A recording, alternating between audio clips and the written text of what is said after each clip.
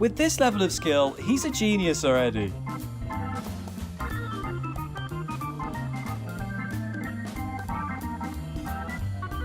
Oh my gosh, why did you buy this hat? It doesn't even fit anywhere.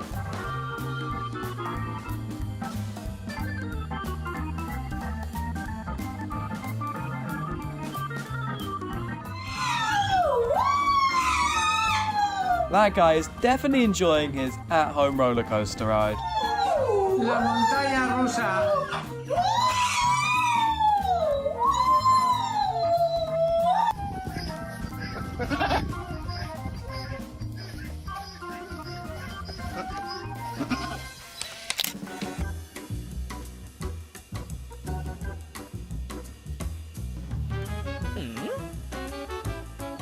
This is an example of how horseback riding isn't for those lacking skills.